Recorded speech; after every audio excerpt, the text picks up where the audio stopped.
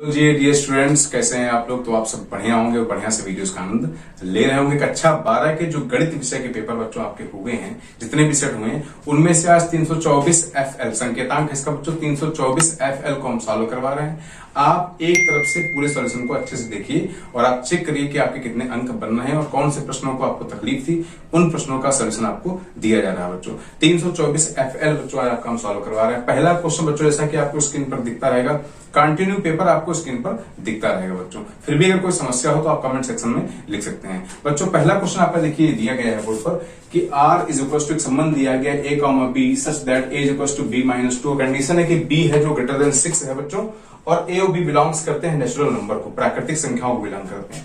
तो बच्चों ध्यान दीजिए, जब B is equal to greater than 6, B आपका 6 से बड़ा रखना है, तो B की वैल्यू बच्चों में देखिए यहाँ पर अगर B की वैल्यू 7 रख दें, आप ध्यान दीजिए, तो 7 माइनस 2 यानी क्या आ जाएगा 5। वो किसके बराबर आपका A के इक्वल आ जाएगा। तो आपका एक ऑप्शन बन सकता है क्या बच्चों, A, B यानी 5, 7। अगर बच्चों में यहाँ पर देखिए 6 से ग्रेटर रखना बच्चों, अगर हम 7 के बाद में क्या रखें 8 रख दें, तो 8 माइनस 2 क्या मिल जाएगा बच्चों 6 मिल जाएगा। तो बच्चों यही विकल्प आपका सही है। 6, जो आपके पास 4 विकल्प दिए गए हैं आंसर शीट में, उसमें यही विकल्प आपको बच्चों सही दिया गया। बच्चों फर्स्ट का खा नंबर आपको दिया गया है, प्रश्न आपको स्क्रीन पर दिख रहा है। बहुत ही प्यारा प्रश्न है बच्चों। पूछा गया मॉडुलस फंक्शन कैसा होता है, 1 होता है कि ऑन टू होता है, एक या आच्छादक। और फंक्शन आपका डिफाइन है बच्चों रियल नंबर से रियल नंबर के लिए। f of x equal to mod x। तो बच्चों ध्यान दीजिए, f of x equal to mod की बच्चों जो क्वालिटी वो क्या है कि मॉड के अंदर कोई भी संख्या रखने पे, कोई भी डिजिट रखने पे वो माइनस को क्या कर देता है, पॉजिटिव कर देता है। तो बच्चों ध्यान दीजिए, अगर हम रियल नंबर के तौर पे देखें और f ऑफ 1 रखें तो ये हो जाएगा मॉड 1, और मॉड 1 की वैल्यू क्या होगी बच्चों 1 होगी। और f ऑफ -1 रखेंगे तो हो जाएगा मॉड ऑफ -1, तब भी वैल्यू क्या देगा बच्चों +1। ये भी +1 दे रहा है, ये भी +1, यानी आपका बच्चों देखिए कि f1 is equal to f-1, और यहाँ पर 1 भी आपका 1 के इक्वल आ चुका है। तो बच्चों ये फलन एक ही नहीं है, क्योंकि यहाँ पर 2 अवयवों का एक ही इमेज बन रहा है, 2 एलिमेंट्स का एक ही इमेज बन रहा है। ऐसा फंक्शन 1 नहीं, इसको बोलते हैं मैनी वन, यानी जो मापांक फंक्शन है फलन है बच्चों वो एक ही नहीं है। अब चेक करते हैं कि आच्छादक है क्या। तो मुझे बताओ बच्चों, मॉड x की वैल्यू क्या -1 हो सकती है? क्या मॉड x की वैल्यू, क्या मॉडुलस फंक्शन कोई भी निगेटिव वैल्यू दे सकता है? जी नहीं, मॉडुलस फंक्शन कोई भी निगेटिव वैल्यू आपको नहीं देगा। तो सह प्रांत में आपके सभी भी ऋणात्मक संख्याएं छूट जाएंगी, जिनका कोई भी मैपिंग नहीं होगा। अतः मापांक फलन रियल नंबर से रियल नंबर के लिए ना तो 1 है, यानी ना तो एक और ना ही आच्छादक है, नाइदर 1 नॉर 1। तो इसका विकल्प कैसे भी, ना तो एक ना ही आच्छादक है। इसका जुगाड़ नंबर बच्चों आया इंटीग्रेशन cot 6 dx दिया गया। तो बच्चों आपको यहाँ पर 6x को हम लोग t मान लेंगे, प्रतिस्थापन से 6x को क्या मान लेंगे t मान लेंगे। तो dx इक्वल टू कितना हो जाएगा बच्चों dt/6, क्या हो जाएगा dt/6। यहाँ से 1/6 को बाहर लेंगे, इंटीग्रेशन हो जाएगा बच्चों किसका cot t और dt। बच्चों cot t यानी cot x का इंटीग्रेशन क्या होता है log sin x। क्या होता है बच्चों log sin x। तो क्या हो जाएगा बच्चों 1/6 log of mod sin t, और t का वैल्यू रख देंगे sin 6x + c। तो बच्चों ये इसका उत्तर हो जाएगा। तो ये देखिए फर्स्ट का जो क्वेश्चन नंबर आपका घा है, का खा गा के बाद में घा नंबर आपको स्क्रीन पर दिख रहा होगा प्रश्न नंबर बच्चों। इसमें देखिए tan inverse √3 minus sec inverse of -2 की वैल्यू आपको फाइंड आउट करनी। Inverse trigonometrical function second chapter जो आपका कक्षा 12 की मैथ्स का है, उससे प्रश्न आया हुआ बच्चों। तो ध्यान दीजिए, tan इनवर्स में √3 बच्चों क्या करेंगे, तो tan इनवर्स में √3 कितने अंश का होता है बच्चों, हम बताइए कितने डिग्री की वैल्यू होती है। तो tan में होता है बच्चों ये π/3, यानी कि tan 60 डिग्री का होता है। और sec इनवर्स -x बच्चों, sec इनवर्स ऑफ -x, इसका कुछ फॉर्मूला क्या होता है देखिए, sec इनवर्स ऑफ माइनस क्या होता है कि pi minus of sec inverse x, pi minus of sec inverse x। ये बच्चों फॉर्मूला लग जाएगा इसका। ये बच्चों कितना हो जाएगा देखिए, कैंसिल आउट होगा, π/3 हो जाएगा, और माइनस एंटर करेंगे तो -π और माइनस। और sec इनवर्स ऑफ 2 कितना बच्चों होता है, यानी cos 60 की वैल्यू होती है 1/2। तो यहाँ पर sin sec 60 की हो जाएगी कितनी π/3, यहाँ पे कितना हो जाएगा बच्चों π/3। तो बच्चों आप इसका ऐसे मिलेंगे कितना देखिए हो जाएगा 2π/3, और माइनस का पाई सॉल्व करने में कितना आ जाएगा बच्चों माइनस का π/3। इसका विकल्प सही हो जाएगा।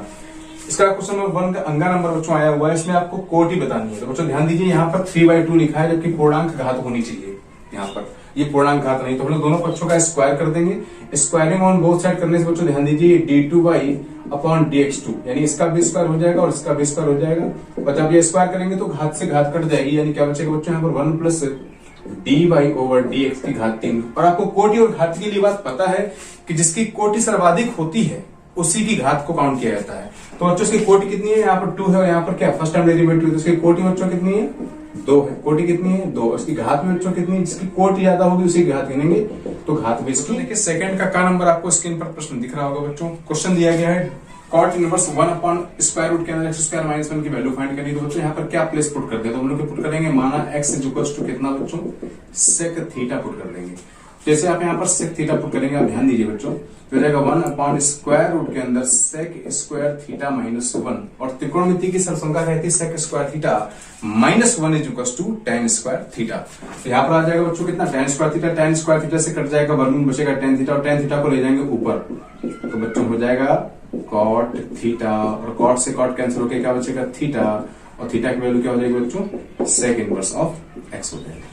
ये देखिए बच्चों, इसमें आपको साइन इनवर्स, इसका जो नंबर है सेकंड का, इसमें आपको डेरिवेटिव करना है, इसका अवकलन करना है। साइन इनवर्स x स्क्वायर दिया, तो बच्चों ध्यान दीजिए, बहुत आसानी से इसको करेंगे।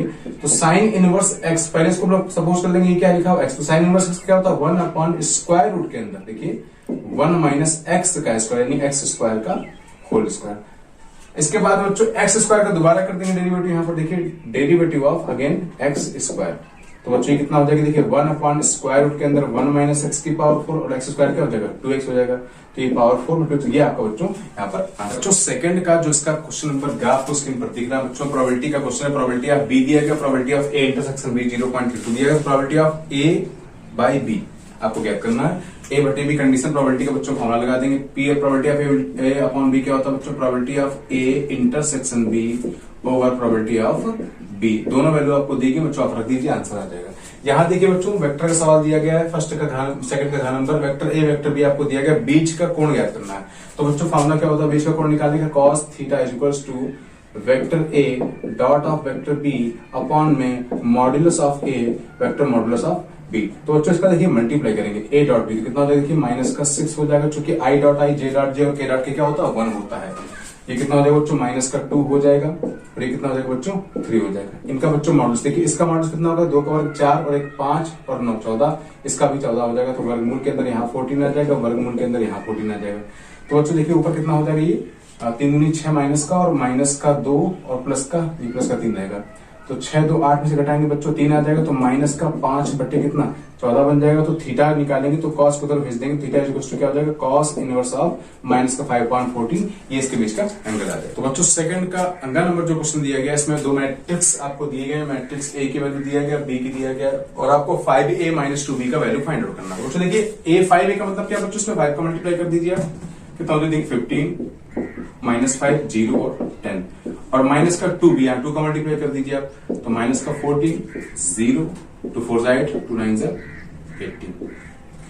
बच्चों कर दीजिए इसको सेपरेट, कितना हो जाएगा देखिए 15 और माइनस माइनस कितना हो जाएगा, जुड़ जाएगा तो 29 हो जाएगा, माइनस 5 और माइनस कितना हो जाएगा, माइनस का 5 हो जाएगा बच्चों, 0 माइनस 8 माइनस का 8 हो जाएगा, 10 माइनस 18 हो जाएगा, माइनस का 8। तो बच्चों ये आपका रिक्वायर्ड आंसर। तो बच्चों ध्यान दीजिए, थर्ड का नंबर प्रश्न बहुत ही इंपॉर्टेंट है, रिलेशन एंड फंक्शन का सवाल बच्चों, बहुत ही ज्यादा प्यारा क्वेश्चन है। प्रश्न आपको स्क्रीन पर दिख रहा होगा कि R1 R2 दो संबंध हैं जो समुच्चय A में आपको इक्विवेलेंस रिलेशन को दर्शाते हैं, तुल्यता संबंध को दिखाते हैं। तो सिद्ध करना है कि R1 इंटरसेक्शन R2 भी तुल्यता संबंध दिखाएंगे समुच्चय A में।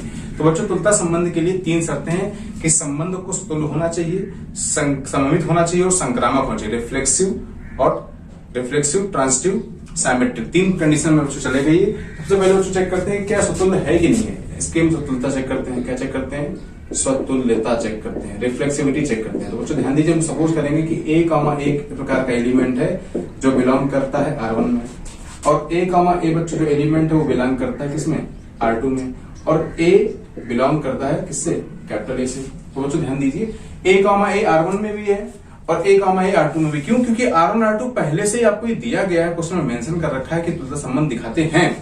तो बच्चों अगर वो चीज इसमें भी है, इसमें भी, तो इसके कॉमन पार्ट में भी आ जाएगी, यानी कि a, also belongs to R1 intersection R2 for all value a belongs to capital A। It means ये स्वतंत्रता को दर्शाता है। अब बात करेंगे सममित की, किसकी बात करेंगे बच्चों, सममित की बात करेंगे। बहुत ध्यान समझने का कोशिश करिए बच्चों, साइमेट्रिक है कि नहीं। तो बच्चों सपोज करिए साइमेट्रिक कंडीशन क्या होती है कि अगर a, b बिलोंग कर रहा है बच्चों R1 में, और यहाँ पर भी देखिए कि a, b बिलोंग कर रहा है बच्चों किसमें, R2 में। a, b कहां से है, for all value a, b belongs to capital A।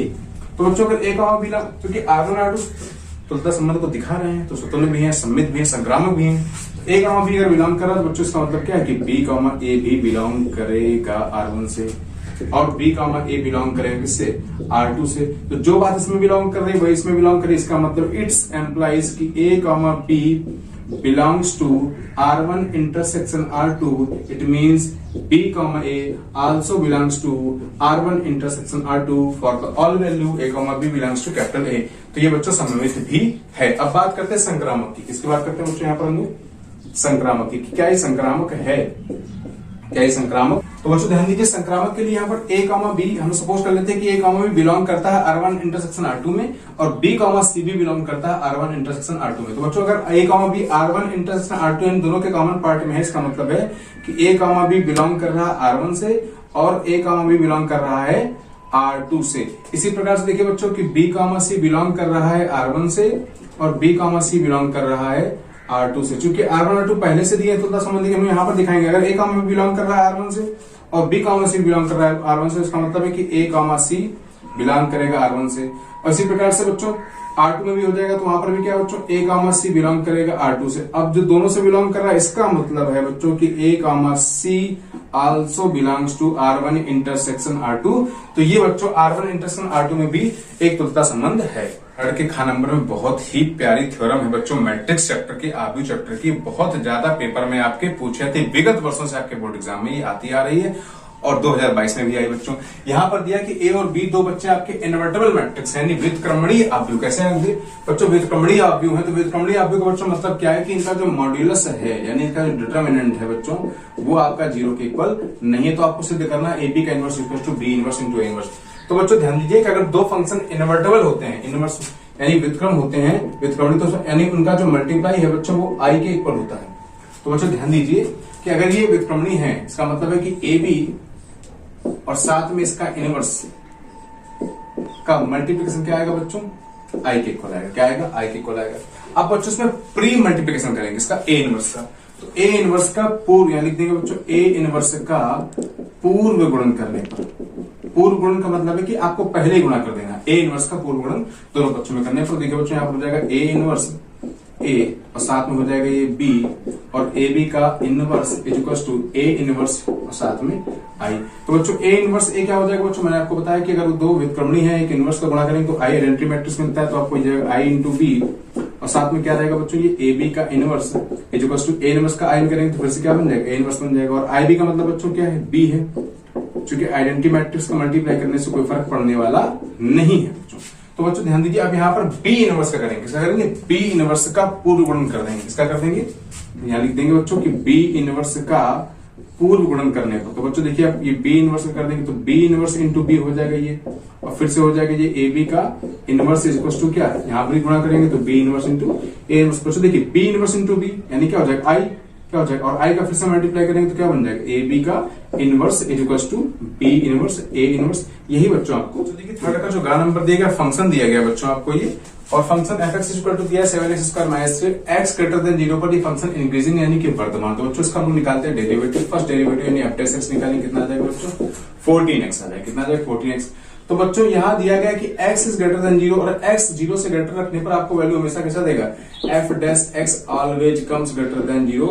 It means फलन कैसा है, वर्धमान है। और फर्स्ट का जो बच्चों घा नंबर दिया गया उसमें उद्देश्य फलन यानी रैखिक प्रोग्रामन की डेफिनेशन पूछेंगे। उद्देश्य फलन से आप क्या समझते हो वो आप उसको, जो 324 FL आपका संकेतांक का पेपर चल रहा है बच्चों। प्रश्न नंबर चौथे का आपका चौथे का नंबर स्टार्ट होगा बच्चों। एक समुच्चय ए वाला प्रश्न आपको स्क्रीन पर जैसा कि बच्चों दिख रहा होगा। चौथे का नंबर दिया, एक समुच्चय दिया गया 2,46 के सभी एकैकी फलनों की संख्या ज्ञात करनी है बच्चों। तो कैसे ज्ञात करेंगे बच्चों, ध्यान दीजिए यहाँ पर लिख देंगे तत्व जो भी आपके पास एलिमेंट्स दिए गए हैं और यहाँ पर कुल संख्या लिख देंगे उसकी। तो सब तत्व है 2 4 6। तो बच्चों देखिए 2 के पास में ऑप्शन क्या है, अगर हम ऐसे चेक करें बच्चों तो 2 4 6 और यहाँ पर भी सेकंड वाला भी बन जाएगा 2। तो 2 आप इससे मैच कर सकता है या इससे या इससे, यानी इसके पास कुल पॉसिबल, यहाँ पर पॉसिबल नंबर लिखेंगे तो 2 के साथ में जो पॉसिबल नंबर है बच्चों को 3 प्रकार से बन सकता है। कितने प्रकार से बन सकता है, 3 प्रकार से। अब 2 अगर किसी एक से मैच हो गया तो 4 उससे मैच नहीं करेगा, चूंकि एक ही पूछा गया वो बहुएकी हो जाएगा। तो इसके पास ऑप्शन कम हो गया, कितने बचे 2 बचे। ऐसे इसके पास क्या बचे ऑप्शन, सिर्फ 1 बचेगा। तो कुल संख्या जो बच्चों आ जाएगी, टोटल नंबर आ जाएगी 3 इंटू 2 इंटू 1 यानी कि 6, यानी कि 6 आपके कुल संबंध ऐसे बन जाएंगे जो एक एक ही होंगे बच्चों। इसका खाना नंबर बच्चों मैट्रिक्स का एक सवाल दिया गया, मैट्रिक्स ए इक्वल्स टू आपको दिख रहा होगा cos alpha minus sin alpha sin alpha cos alpha, तो a प्लस a डैश का मान i के इक्वल है, अल्फा फाइंड करना है बच्चों। तो a देखिए बच्चों क्या है, a आपका क्या हो जाएगा, फिर से वही cos अल्फा माइनस का sin अल्फा, फिर से नीचे क्या दिया sin अल्फा और cos अल्फा, प्लस लिखा बच्चों a डैश, यानी इसका ट्रांसपोज, इसका परिवर्त कर देना, यानी पंक्ति को स्तंभ में कन्वर्ट कर देंगे। तो cos अल्फा माइनस का sin अल्फा, ये बन जाएगा बच्चों sin अल्फा और साथ में cos alpha is equal to बच्चों i दिया, i आपका आइडेंटिटी मैट्रिक्स होगा 1 0 0 1 के इक्वल हो जाएगा। बच्चों इसको ऐड करेंगे तो देखिए cos अल्फा कितना हो जाएगा बच्चों, ये 2 cos alpha, sine sine cancel हो जाएगा, यहाँ पे कितना हो जाएगा, ये भी 0 हो जाएगा, cos अल्फा क्या हो जाएगा 2 cos अल्फा हो जाएगा, और इक्वल किसके दिया है 1 0 0 1। कंपेयर कर देंगे संगत घटकों की, तो 2 cos अल्फा इक्वल टू कितना आ जाएगा बच्चों, 2 cos अल्फा इक्वल टू 1, तो cos अल्फा इक्वल टू 1/2, यानी cos कितने अंश का होता है 1/2, cos 60 अंश का, 60 को लिखेंगे π/3, अल्फा इक्वल टू आ जाएगा π/3। बच्चों देखिए चौथे का ग नंबर सवाल आपको, इसमें आपको दिया गया है कि x की पावर cos x का आपको अवकल गुणांक ज्ञात करना है बच्चों। तो ये फलन के ऊपर फलन होगा, तो हमको इसको किसी न किसी फलन के बराबर पहले मानना पड़ेगा, फिर दोनों पक्षों में log लेके इसको हल करते हैं। तो हमने सपोज कर लिया y बराबर ये दिया बच्चों, दोनों पक्षों में log ले रहे हैं, तो हो जाएगा log y equal to n की log m की पावर n से बन जाएगा बच्चों ये cos x log x बन जाएगा। अगेन डेरिवेटिव कर देंगे दोनों पक्षों का अवकलन करने पर, तो log y का क्या हो जाएगा बच्चों 1/y, y का अगेन करेंगे तो dy/dx, प्रथम फलन दूसरे का अवकलन, तो बच्चों फर्स्ट मान लीजिए, इसको सेकंड मान लीजिए। तो प्रथम फलन हो गया cos x log x का डेरिवेटिव कितना हो जाएगा 1/x, प्लस सेकंड फंक्शन क्या हो जाएगा log x और cos x का क्या हो जाएगा माइनस का sin x। इस y को बच्चों वहां भेज दीजिए, तो dy/dx में y आपका यहां पर आ जाएगा, तो क्या बचेगा बच्चों ये cos x/x minus log x sin x। तो आप चाहे तो y की जो वैल्यू बच्चों यहाँ लिख देंगे, तो ये आपका डेरिवेटिव प्राप्त हो जाएगा। बच्चों वक्रों के कुल का अवकल समीकरण पूछा गया बच्चों, y इक्वल टू दिया गया e की power 2x a plus bx। इसमें बच्चों क्या होता है अवकल समीकरण में, बच्चों यहाँ पर देखिए आपको जो ये a और b स्वेच्छ अचर दिख रहे हैं, इनको आपको एलिमिनेट करना होता है। जितने स्वेच्छ अचर होते हैं उतने बार ही आपको एलिमिनेट करना होता है। तो यहाँ पर आप इसका फर्स्ट टाइम डेरिवेटिव करेंगे, इस मान लीजिए फर्स्ट टाइम आपने डेरिवेटिव इसका किया, तो अगर आप इसका मल्टीप्लाई कर दें इसके अंदर, या फिर ऐसे डायरेक्ट करने का प्रयास करें, तो फर्स्ट सेकंड से लगा देंगे, तो बच्चों ये हो जाएगा y डैश मान लेते हैं, प्रथम फलन a की पावर 2x, इसका डेरिवेटिव करेंगे बच्चों, तो a का 0 हो जाएगा और bx का क्या बचेगा b, प्रथम फलन दूसरे का फलन प्लस द्वितीय फलन, यानी क्या फिर से a प्लस bx, और इसका दोबारा करेंगे कितना हो जाएगा a की पावर 2x इंटू कितना हो जाएगा 2 हो जाएगा।